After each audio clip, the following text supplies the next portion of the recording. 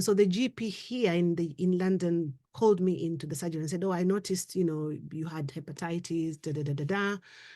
I'd like you to go for an HIV test.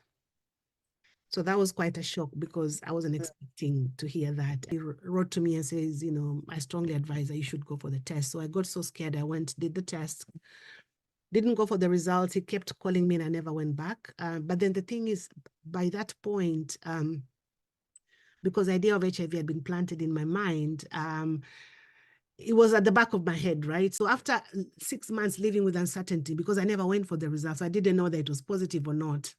I had to get those days I did post-test, pre-test counseling. So I went and I did counseling. And then this time I was able to go for the test again.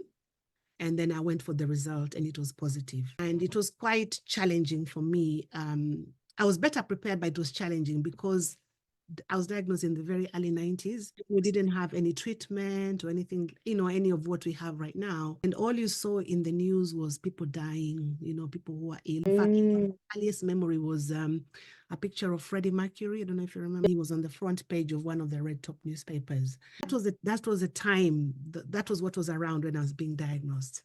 And unfortunately for me, my brother was also diagnosed, but he died just before we got the treatment that we have now. So for me, it was a very challenging time because I almost felt like I was the only woman in London living with HIV. And then not wanting to go for this test, not wanting to see the results, and then being told at that young age. What was that like for you when you were told in your early 20s?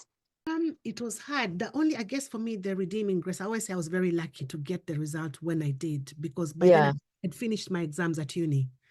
So I didn't have to worry about that.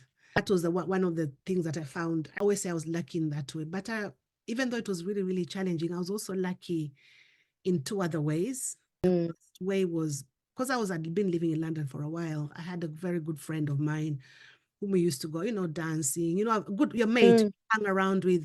So one day she says to me, Angelina, I want to tell you something. And I said, what is it?